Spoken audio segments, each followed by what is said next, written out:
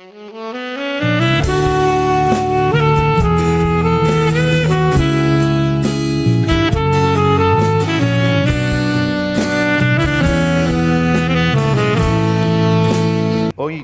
concluimos con Malaquías y ustedes habrán visto que dejamos 5 versículos del capítulo 3 sin leer y ahora llegamos al capítulo 4 que son otros 5 versículos, ¿no? Entonces vamos a leer desde 3, versículo primero en adelante y después vamos a pasar al capítulo 4. Malaquías 3, 1, desde el primer versículo.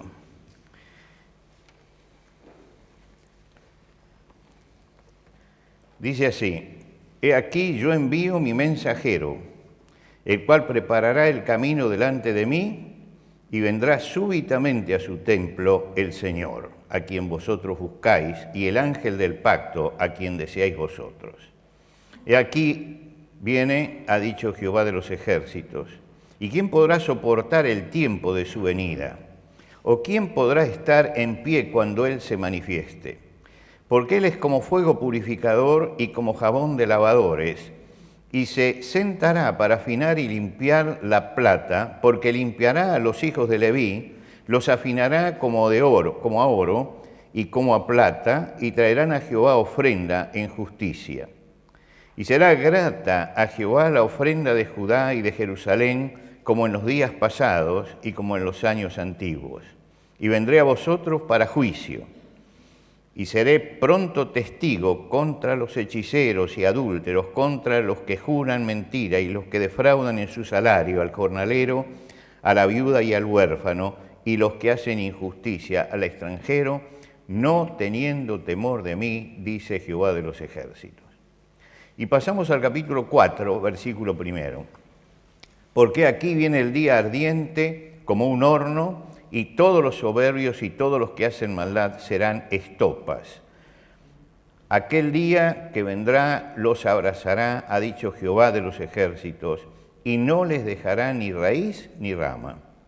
Mas a vosotros los que teméis mi nombre, nacerá el sol de justicia, y en sus alas traerá salvación, y saldréis y saltaréis como becerros de manada. Hollaréis a los malos, los cuales serán ceniza bajo las plantas de vuestros pies en el día en que yo actúe, ha dicho Jehová de los ejércitos. Acordaos de la ley de Moisés, mi siervo, al cual encargué en Horeb ordenanzas y leyes para todo Israel. He aquí yo os envío al profeta Elías antes que venga el día de Jehová grande y terrible. Él hará volver el corazón de los padres hacia los hijos y el corazón de los hijos hacia los padres, no sea que yo venga y hiera la tierra con maldición. Hasta aquí nada más en la lectura de la palabra de Dios. Como vengo diciendo todos los domingos, nosotros estamos dando un vistazo general, pero después cada uno vuelve a leer el pasaje porque tiene muchas cosas que no puedo tratar en el breve tiempo que tenemos aquí. Malaquías es el último grito de Dios a Israel. Después de eso hay 400 años de silencio hasta que venga Jesús. Quiere decir que esta es la última palabra que llega a través de un profeta antes que empiece Juan el Bautista. Después de eso un silencio tremendo. El pueblo había sido golpeado, venían de 70 años de cautiverio que habían iniciado en Babilonia, luego el imperio babilónico cayó en manos de los persas y los persas los hicieron volver a su tierra, pero pagando un tributo permanente. Tenían un ejército de ocupación prácticamente allí para que ellos pagaran el tributo a Persia. Persia cambió el sistema de esclavitud. Ustedes recuerdan que los egipcios y los babilónicos tomaban a un pueblo y lo llevaban todos como esclavos. Los persas dieron vuelta a esto y entonces ellos los hacían ir a su tierra y trabajar para pagarle impuestos a ellos. Por supuesto que eran cargas tremendas las que tenían sobre las espaldas. Reconstruyeron con dificultad los muros de la ciudad, el templo de Jerusalén, y recibieron la bendición de la paz. Pero eso bajó la tensión, se relajó la vida espiritual. Esto es muy importante tenerlo en cuenta porque muchas veces aparece un relajamiento en la vida espiritual. Nosotros nos medimos la presión, decimos, la tensión, ¿no es cierto? Y sabemos que la tensión no tiene que estar ni desbordada para un lado, ni tampoco baja para el otro. Ellos habían llegado a un momento en que la presión bajó y se relajaron. Y está pasando eso también después de la pandemia.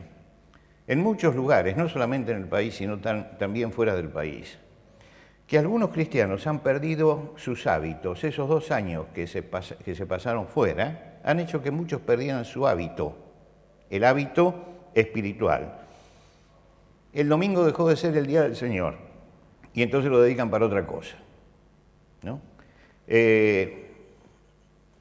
Esto habla de un clima de relajación. No toman en serio la vida espiritual.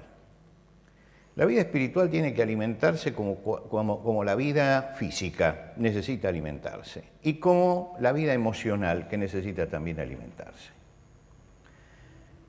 Parecería que la preocupación del hombre de hoy está puesta en la parte física y en la parte emocional, pero no en la parte espiritual. Y al no estar en la parte espiritual, se adormece. Le parece que eso no es importante. Ahora, ¿qué pasa cuando un cristiano se adormece? Pedro dice, sed sobrios y velad, porque vuestro adversario, el diablo, como león rugiente, anda alrededor buscando a quien devorar. Es decir, estén atentos, mantengan la atención justa, ni la desesperación, pero mantener la atención justa en la vida espiritual para que la vida espiritual evolucione. A Israel le había pasado eso. Había perdido la atención espiritual, se había relajado. Y cuando se relajó, la consecuencia directa fue que comenzó la decadencia. Cuando nosotros leemos este último capítulo, las 2 porciones que leímos, para cerrar, Dios le dice, bueno, ¿cómo va a terminar esto? ¿Cómo va a terminar esta relajación del pueblo? Y vendré a vosotros para juicio, y seré pronto testigo contra los hechiceros y adúlteros, contra los que juran mentira y los que defraudan en su salario al jornalero, a la viuda y al huérfano, y los que hacen injusticia al extranjero, no teniendo temor de mí. Ahora Dios le dice, yo voy a venir a juzgarlo. Y yo voy a ser juez y testigo también, porque no necesito otro testigo. Y voy a medir algunas cosas que estoy viendo que son los desvíos de la relajación. En primer lugar, dice, entre ustedes hay hechicería. Increíble, pero habían caído en la hechicería. Era un pecado condenado por la ley de Dios como abominación. Es decir, es la palabra más descalificante del pecado, es abominación a Jehová. Por eso había sido sacados los cananeos de la tierra. Cuando llegó el pueblo de Israel, Dios hizo sacar a los pueblos cananeos de ese lugar. ¿Por qué? Se lo dice, porque ellos habían caído en la hechicería. Y entonces, como esa abominación al Señor, hizo limpiar la tierra. Esto aparece en el libro de Deuteronomio, la limpieza de la tierra, porque no se puede practicar la hechicería.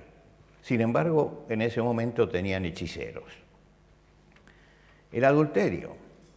El divorcio se había transformado, el permiso que había dado Moisés, ¿no?, a través de la ley de Dios, se había transformado en un camino para destruir el matrimonio lo más rápido posible. Alguien veía una mujer que le gustaba más que la propia mujer, y entonces lo único que tenía que hacer es escribir una carta de divorcio, entregársela y la sacaba de la casa. Ahora, no tenía en cuenta todos los detalles que tenía el divorcio para Dios. Todos los detalles. El Señor Jesucristo los aclaró. El Señor Jesucristo dijo, salvo que sea por un caso de fornicación, eso no va. Salvo que sea por alguna desviación de tipo sexual o una cosa así. Hay que buscar siempre otra respuesta. Bueno, ellos no. Ellos habían tomado el adulterio como si fuera un divorcio y nuevo casamiento, simplemente. Y como no había causales para eso, no había causales, simplemente que no me gustaba, entonces Dios lo consideraba adulterio. Dice que había perjurio, es decir, que la gente mentía, y mentía abiertamente. Eso de no hablarás contra tu prójimo falso testimonio, ya lo habían quitado de los mandamientos. Defraudación, el jornal lo tenían que pagar en término, y no lo pagaban en término, eso era por ley. Al obrero lo tenían que pagar el jornal que debían, y se lo debían pagar en término. No solamente pagarlo, sino pagarlo en el momento oportuno. ¿Por qué? La ley decía, porque él vive de eso. Y al cortarle eso, al no dárselo en el día que lo está esperando, eso trae consecuencias. Y dice, y no hacen justicia y defraudan a los débiles, a los jornaleros, a la viuda, a los huérfanos, que son los que no tenían poder. Y al extranjero, que el extranjero no tenía justicia entre ellos, porque nadie tampoco los defendía. Por supuesto que esto hizo que empezaran a ir mal, pero Dios toma nota y dice, estas son las cosas por las cuales yo soy testigo y voy a ser juez, y voy a actuar. Ahora, eso sucedía porque tenían la visión espiritual totalmente oscurecida. Al tener la visión espiritual oscurecida, llegó el relajamiento. Y al llegar el relajamiento, llega la desgracia para el pueblo y llega el momento en que Dios va a ejercer el juicio. En los últimos capítulos, hemos leído 2 porciones de los últimos capítulos, Dios mira hacia adelante y dice, mire, se está acercando el juicio de Dios, se está acercando. Como todos los profetas anteriores a la primera venida de Cristo, ellos no diferenciaban entre lo que era la primera venida y el juicio, y lo unían todo. Esto es típico de los profetas. El apóstol Pablo va a aclarar eso, y dice, lo que pasa es que hay un misterio escondido, que es la gracia de Dios, que está en el medio, y ellos no lo podían ver. ¿Por qué? Porque eso lo había escondido Dios para ellos. Entonces él comienza a hablar del mensajero que va a venir, de Juan el Bautista que va a venir, del Elías que va a venir, inmediatamente habla del juicio. ¿Por qué? Porque está viendo, no está viendo el bache que hay en el medio, que es el bache de la gracia, cuando Dios abre un paréntesis en la historia para que todos los gentiles, todos los que no somos judíos, podamos llegar a Él. Entonces él dice, va a mandar su mensajero y va a empezar allí un proceso. Y ese proceso va a culminar con un juicio. El Mesías viene, sufre, pero luego juzga. Claro, cuando ellos leían eso en Isaías, por ejemplo, no entendían cómo podía ser que sufriera y después juzgara. Porque parecería que si sufre está en debilidad y si juzga es todopoderoso. Cuando llegamos al Nuevo Testamento esto se aclara. Dice, esto es algo que Dios guardó, que los gentiles iban a entrar también al reino, y entonces Dios buscó la forma de que entendiéramos eso. Los profetas miraban hacia adelante, y es como cuando tenemos 2 montañas, una frente a otra. Nos parecen que es una sola montaña, pero cuando subimos, resulta que hay un valle en el medio. Y ellos no veían ese valle de la gracia. Entonces él habla directamente de la venida del Mesías y habla luego del juicio. Habla de aquello que va a venir al final del tiempo. Ahora, nosotros creemos en un Dios de justicia. Pensamos que si Dios es un Dios de justicia, ¿puede tolerar lo que está pasando? ¿Puede tolerar que se atropellen sus leyes? En la primera venida de Cristo, la gracia y el amor y la misericordia de Dios se manifestaron para todos los hombres. En la segunda venida se manifestará la justicia, el juicio.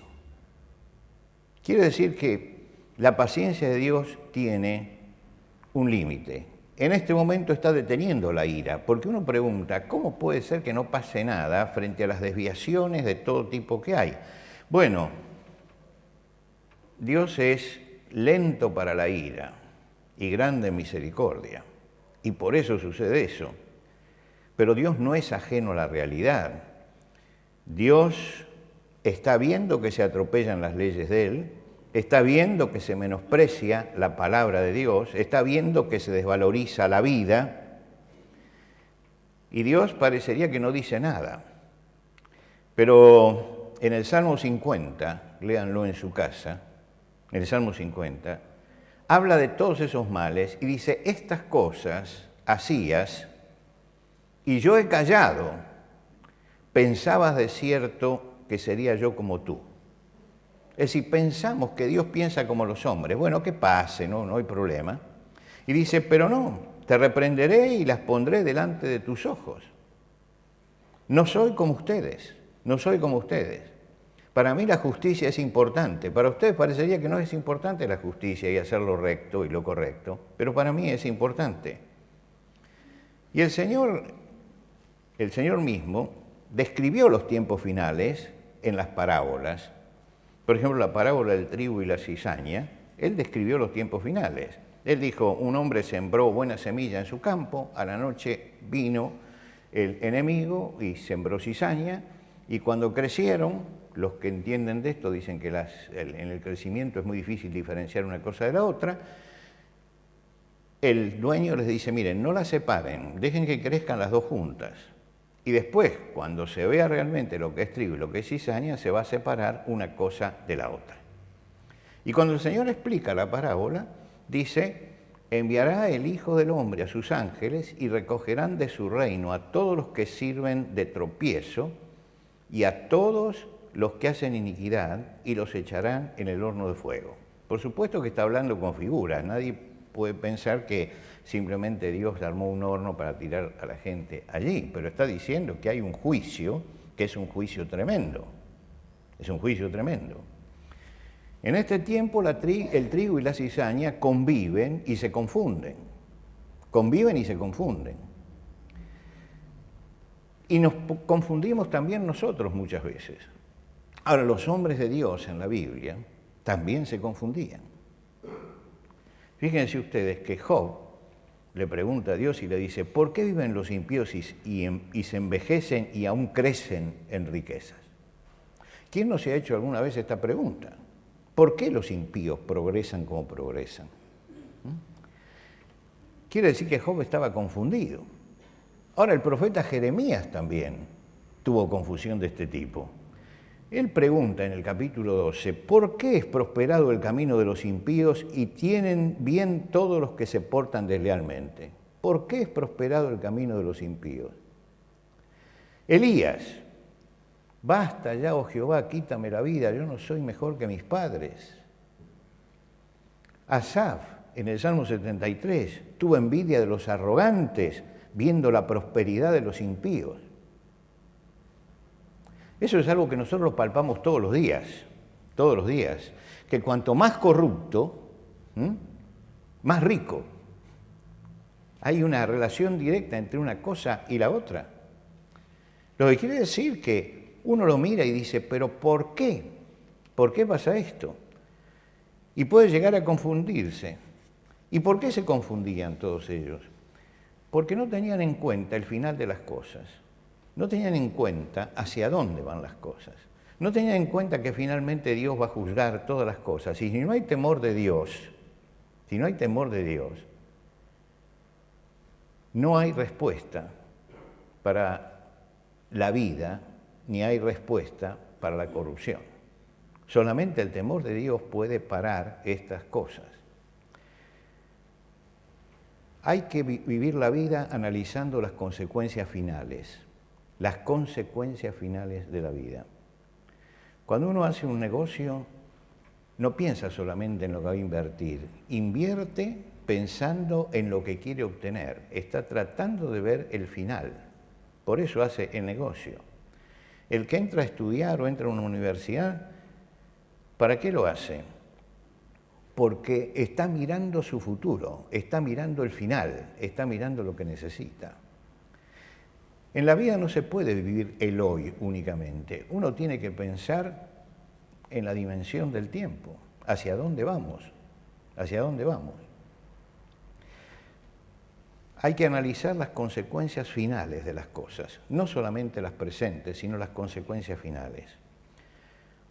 ¿Podemos creer en Dios y no esperar una justicia final? Es imposible. Todo lo que el hombre sembrare, eso también se dará. En el mundo no hay una visión de causas finales. Se hacen las cosas. Cada vez la visión es más limitada. Y en la sociedad misma cada vez la visión es más limitada. El hombre ya no piensa su vida a lo largo. Está pensando en qué va a ser dentro de 7 días. Y hasta ahí llega su visión del futuro. Y lo que nosotros tenemos que tener es una visión larga de la vida y saber hacia dónde vamos. Si no, vamos a caer en aquello de comamos y bebamos que mañana moriremos, que son los que no tienen metas, los que no saben dónde van, los que no les interesa. Un cristiano tiene una visión que va más allá de él mismo. El Señor traerá toda obra a juicio y esto no nos va a paralizar y no nos debe paralizar. No desmayemos frente a lo que pasa a nuestro alrededor, porque va a llegar un momento en que el Señor va a poner orden sobre todas las cosas. Malaquías habla del fin de los impíos. Y él dice, hay un día que es el día del Señor, el día de Jehová. Ese día, dice, es terrible. Es el momento en que Dios juzgará a todos los hombres. Y usa 2 figuras. La figura del fuego. El fuego purifica. Los metales son pasados por el fuego para purificarlos. Se consume y deja la escoria afuera y queda lo puro. Y él dice que en el día del juicio, él va a pasar a la humanidad por el fuego. Es decir, que se consuma todo, y que se consuma para siempre y que quede únicamente lo puro. Y destruye todo lo que no sirve. No queda nada inflamable después que Dios actúa. Y la segunda figura que trae, la figura del jabón, habla de la limpieza de lo que está consagrado y debe ser limpio. Cuando él habla del horno, se refiere al horno para hacer pan. Y ellos no lo hacían como lo hacemos nosotros, sino lo hacían con un pozo en la tierra. Un pozo en la tierra y ponían el fuego debajo. Y se calentaba hasta el rojo blanco, ¿no? Cuando ya llega la máxima temperatura. Dice, allí, así es como yo voy a destruir. Así es como yo voy a tomar justicia sobre la humanidad. Pero trae un mensaje también para nosotros. Y dice, para los justos, para los que creen en el nombre, dice, para ellos van a ser el sol de justicia. Ellos se van a enfrentar entonces con que Dios no podía ser burlado y todo lo que el hombre sembraba comienza allí a cegarlo. Como José en la cárcel, podemos entrar a la cárcel como presuntos violadores y José fue a la cárcel por lo que sería un intento de violación, pero salió como gobernador de Egipto. Es decir, salió como tenía que salir realmente, como lo que él era. Y dice, y entonces van a saltar como becerros de la manada. Es decir, saltarán por la alegría de ver que Dios cumplía su palabra. Jesús habla del tiempo del fin. Y él dice, entonces habrá señales en el sol y en la luna y en las estrellas, y en la tierra angustia de la gente, confundidas a causa del bramido del mar y de las olas. Es decir, el bramido del mar son las naciones moviéndose tempestuosamente. Dice, eso es lo que va a pasar. Que todo lo que creíamos que está fijo se va a empezar a caer y que la sociedad misma va a empezar a vivir una convulsión tremenda. Y nosotros estamos a las puertas de esa convulsión. Y estamos viendo ya eso. Las comunicaciones hacen que nos enteremos de todo lo que pasa en el mundo al instante. Y estamos viendo cómo se están moviendo las piezas de nuestra sociedad detrás de un caos futuro. Y si no se para a tiempo, vamos a llegar rápidamente al caos. Vamos a llegar rápidamente. ¿Por qué? Porque hay tensiones, y hay tensiones internacionales muy, muy grandes. Por tensiones como las de ahora, comenzó la Primera Guerra Mundial y comenzó también la Segunda Guerra Mundial. Y estamos yendo a un camino por esa senda, la misma senda.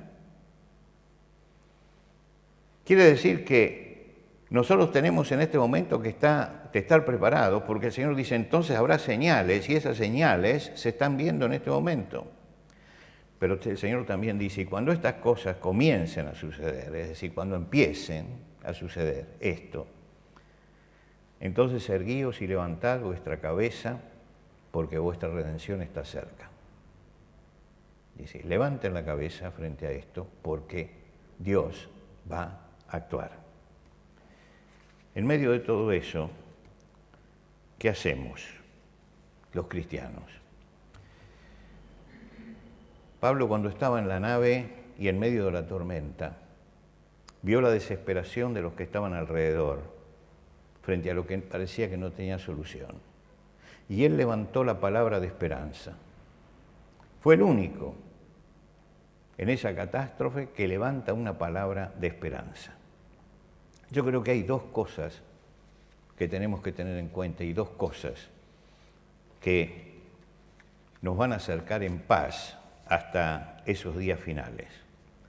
En primer lugar, la obediencia al Señor. Malaquías termina diciendo, acordaos de la ley de Moisés, acordaos, se las encargué esas cosas. Buscar lo que Dios quiere de nosotros en su palabra y vivir la vida como cristianos. Dios había hablado, ellos conocían los mandamientos estaban escritos y ellos tenían que atender y cumplir. Y Dios les recuerda, atiendan a los mandamientos y cumplan. La sociedad se aleja cada vez más de los mandamientos de Dios, cada vez más. Estamos cada vez más lejos de esos mandamientos. Los cristianos nos afirmamos en los principios de Dios. No cedemos frente a todo eso. ¿Por qué? Porque creemos que hay una ley puesta por Dios que debe ser respetada. La ley del Señor es perfecta, que convierte el alma. Lo primero que tenemos que hacer es obediencia al Señor y obediencia a lo que Él pide de nosotros en medio de una sociedad que ya no sigue ningún camino sano. Y en segundo lugar, conservar la esperanza. Para Malaquías, mira hacia adelante y ve, aunque oscuramente, porque no tenía claras muchas cosas, lo ve a Juan el Bautista y ve al Mesías que está por venir. Y esto es lo que lo sostiene a él como profeta.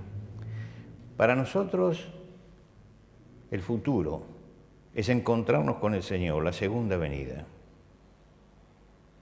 Y Malaquías nos invita a mantener la visión espiritual.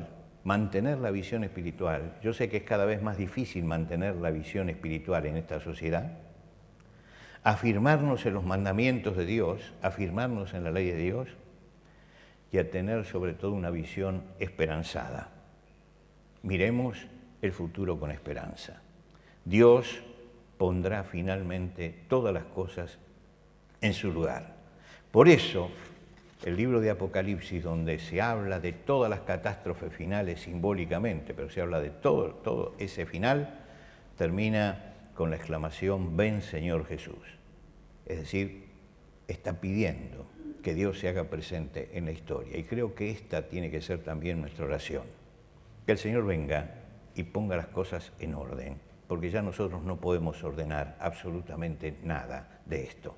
Pero mientras esperamos, con la cabeza erguida, con la cabeza erguida, no vencidos por la realidad, sino con la cabeza bien alta. Yo tengo esperanza.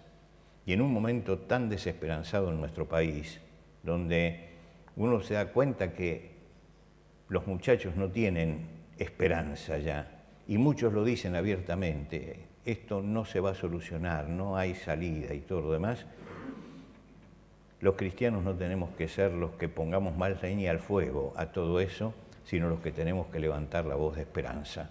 Porque si buscamos al Señor, podemos tener paz en medio de la tormenta y podemos vislumbrar el futuro glorioso que nos espera.